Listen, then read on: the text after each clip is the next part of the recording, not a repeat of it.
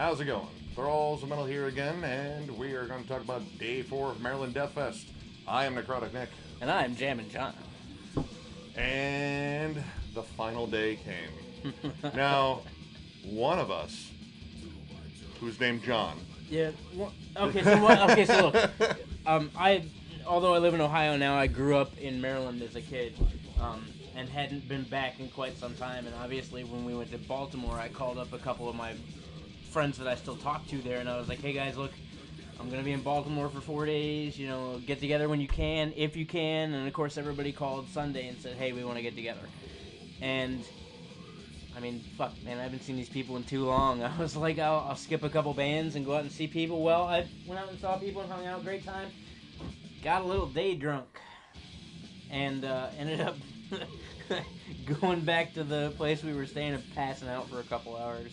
I decided to, of course, go to the show because that's what I was there for, and I didn't know his people, and that was, his thing. First band I got there to see was Lich King. They are a group, a just over-the-top, goofy thrash band. Lots of tongue-in-cheek humor. They have songs about Ed 209 and the Predator, and a song that I can't remember exactly how it goes, but it's like Attack of the Wrath of the Thing of the stuff. It is a ridiculously long title, and it's hilarious. I hope it's that. I hope it's Attack of the Wrath of the Thing. It is. It is ridiculous. Really I'll find it. They were actually a replacement band for Violator, who was another band that had visa issues. But they came on and did a great job. Awesome, just straightforward thrash metal. Really wasn't a tremendous amount of that so far at the fest anyway. Yeah. So it was a good fucking break. Next band up was Merrimack. They are a flat-out black metal band, and they were pretty solid. Had a good light show. The frontman looked extra greasy with all his... He had, like, the corpse down, but there was, like, a lot of shit in his hair, too. He kind of just looked oily. Very disheveled, but definitely just kind of lurching around the stage. Very, he definitely got into his role. It was really cool. Music was solid. I actually have one of their albums. It's really fucking good. There's a little bit of death metal to their sound, but not too much. It's still very much in the black metal spectrum. Really good shit.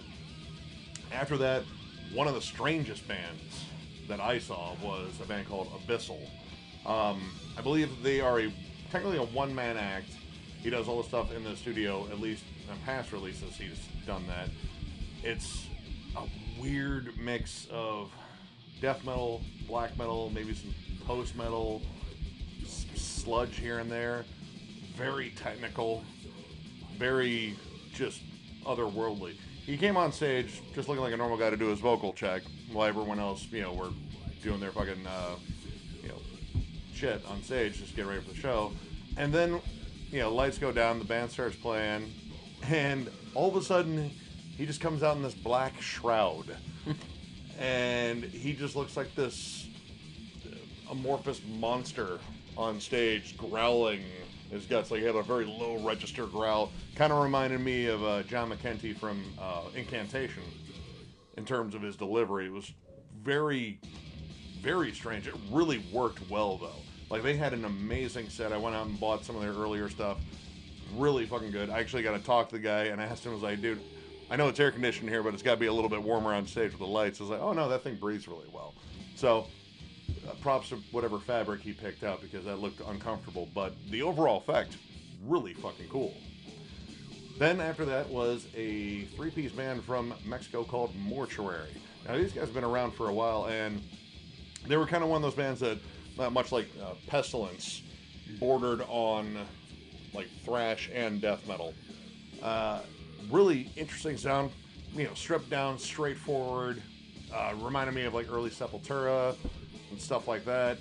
Really good stuff. I only hung out for a little bit because my fucking feet were hurting. I needed to sit the fuck down. And then John rejoined me. I was back.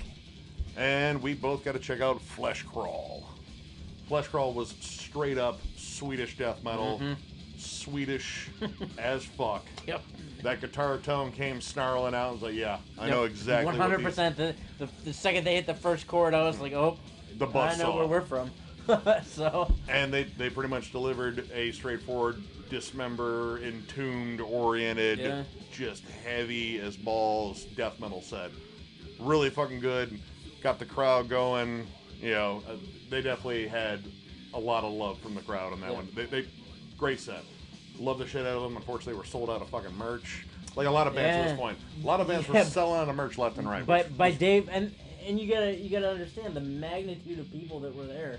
Again, there was probably 1,500, 2,000 people there, and so to sell out of merch, you sold a lot of fucking merch. Dude, props to everyone that kept buying merch from the bands, man. That was really cool. It was awesome seeing them actually sell. I mean, it sucked for me if I wanted a shirt that I couldn't get. Right. But it's cool they were selling all their shit. After that, we finally made our way back over to the soundstage to go check out Accused AD. Accused AD, generally I would call it Accused, but I guess there's some legal battle for the name, so they have to be Accused AD because an original member isn't there. But they put on a really solid set of punk thrash. Yep, I'd call it punk thrash. Yeah, sure.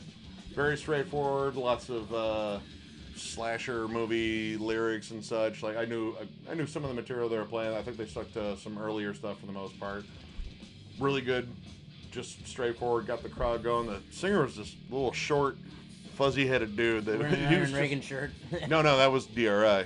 Oh. Yeah, this guy was, I don't know, he was just doing weird shit with his arms and hands, kind of contorting himself. Yeah, that's right. That was that guy. Okay. Yeah, really just kind of an odd dude, but it worked. It worked for their fucking set. It was pretty fucking cool. So we checked them out for a bit, but I had heard, I thought I knew what I was going to go see back at the Rams Head, but it was a totally different band. I thought it was. Yeah. I was thinking of a band called Chasm, which is real fucking like post-metal, black metal. It's just sludgy noise. This was the Chasm. I had never heard of these guys before. They were my favorite take. Bar none. Those guys were my favorite. I've gone back since and listened to their entire discography. I love the Chasm. Incredible band. Yeah. Once again, that sort of thrashy death metal that was kind of early on, that transitional period between the two. Yep. Solid guitar work. Reminded me of early Sepultura, Death. Iron Maiden at times. To be honest, those guitar players were really on point. The snare drum sounded amazing for that set.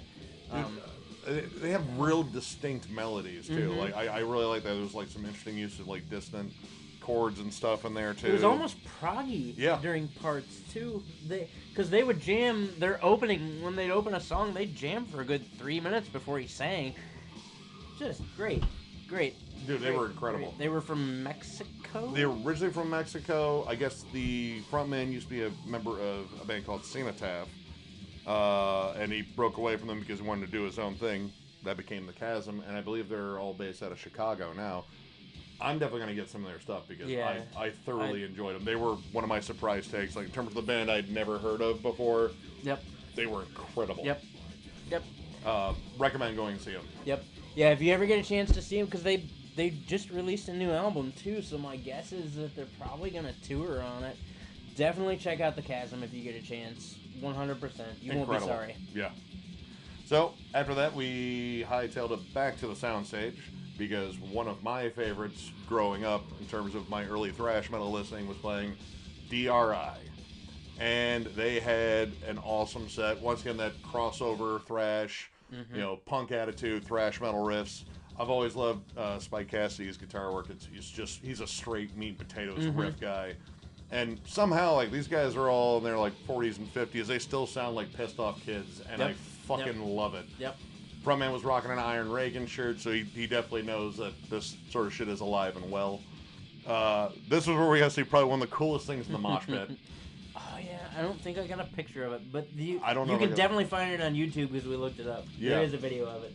There was a dude that had a broken leg, Yep. and he was in a wheelchair, and he made his way into the pit, and they hoisted him up. They crowd surfed the wheelchair all the way to the front of the stage, and then he got on the stage, and we're just watching this kid as he's being wheeled off, just going, rocking out. That was that kid's moment. Yep. I can't imagine he'd be any happier. That was incredible. Find that one on YouTube. it was truly an awesome moment just watching like all these metalheads rally together. Just look up DRI Maryland Maryland Deathfest 2019. Yep. And it's there. Yeah. It's real cool. It's a killer set too. They played a lot of stuff off of Definition. I think they opened up with the Application, which is I love that song because it's fucking hilarious.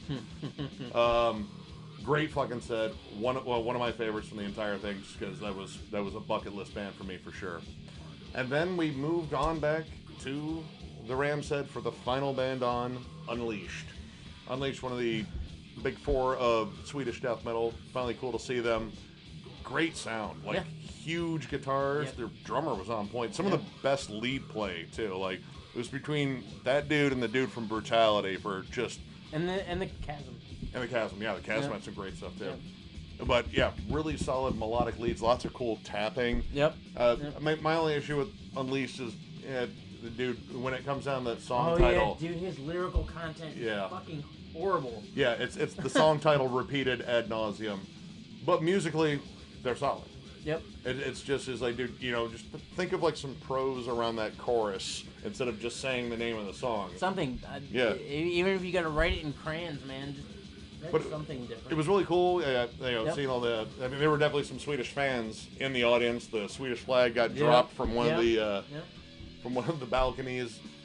Awesome set, and it was a good way to fucking close the show with another super underground but well-known band.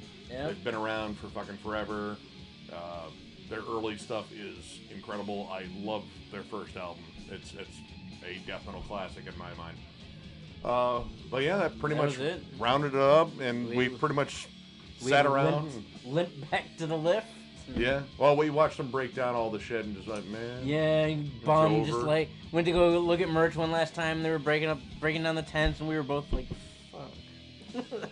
But we made a promise that we were going back next year. 100% going back. And we are. And we're gonna prepare this time. And we'll do another video, of course. Another couple of videos. Actually, we might figure out a way to take the camera with us. I really would like to get some live footage of what goes on there because... I mean, there was some insane shit. There's no... Great. You can't... Like, if you have I don't even have words. Yeah, if you have a chance to do this, if you're a fucking rabid metalhead like us, do it. We probably said it in the previous videos, but it bears repeating because it's that much fun. Yep. It's that good. Yep. It's so cool to see all these...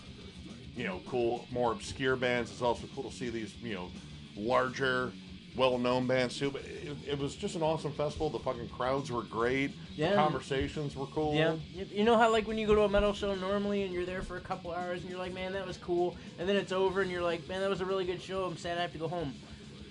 Magnify that. You magnify that by 4 days where you don't have to go home and you're hanging out and you get to know people and you talk and it's just metal for days. And like Nick says, if you're that big of a metal fan, like, to me, I felt like that was where I needed to be, Yeah.